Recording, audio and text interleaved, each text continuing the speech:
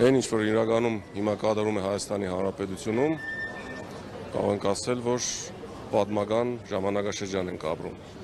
Սկսած պարոն Ծառուկյանի ձերբակալման սկզբից, երբ որ երկրի վարչապետի աթոռը զբաղեցնող անձը հստակ ազդակ տվեց, որ ձերբակալելու է, չէ, իր բառերը չկրկնեմ, ճիշտ եմ այդ աստիճան, ու նաև երբ որ մտան պարոն Ծառուկյանից տուն, այստեղ խնդիրը գիտեք, այդ կադրերը վստահ եմ բոլորը տեսել են։ Վստահ եմ նաև այդ կադրերը արված էր ինչ-որ մի շատ քիչ զանգվածի համար ու ինչ-որ մեկի անձնական քմահաճույքների համար։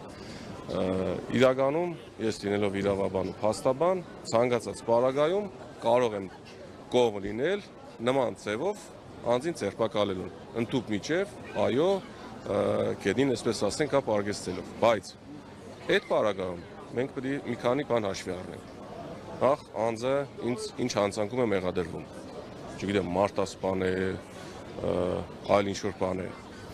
Երկրորդ, ամենակարևոր հանգամանքը, որ իրավապահ մարմինները պարտավոր են հաշվի առնել։ Եթե անձը դիմադրություն է ցույց տալիս,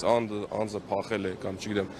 հակառակ գործողություն է անում, այդ իրենց ձևաչափը գործառույթը, այո, միտեղ կարող է նորմալ համարվել։ Բայց մենք տեսնում ենք, որ 70 տարեկան մարդը, բարերար մարդը, գործարար մարդը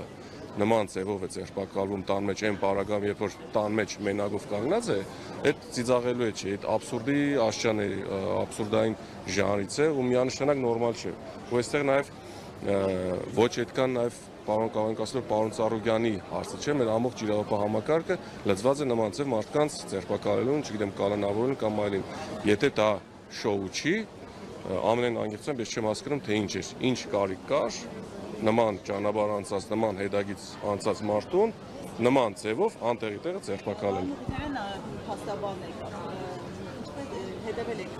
Միանշանակ Սարգսյանի հետ կապված, երբ Լավիկ Ծառուկյանի փաստաբանը փաստորեն հիմա արդեն որպես վկա է եւ հարցաքննություն է անցնում, թեև առաջին հարցաքննությանը նա եւս որպես փաստաբան ներգրաված էր։ Սա որքանով է աննախադեպ եւ ինչ ազդակ է առհասարակ փաստաբաններին։ Սա նաեւ իրավական հերթական, այսպես ասած, ամենաթողությունն է, բեսպրեդելն է։ Ամենայն անկեղծությամբ երեք իմ հարցազրույցներից մեկում եմ դրա մասին նշել։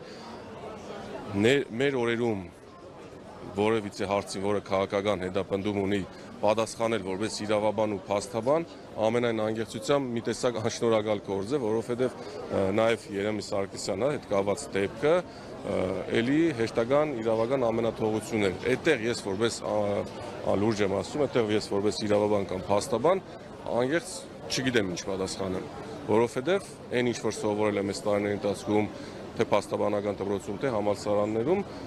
գրքային իրավաբանությունը, գետնի վրա իրավաբանությունն այսօր այն ինչ որ մենք տեսնում ենք, ընդհանրապես իրար հետ կապ չունեն։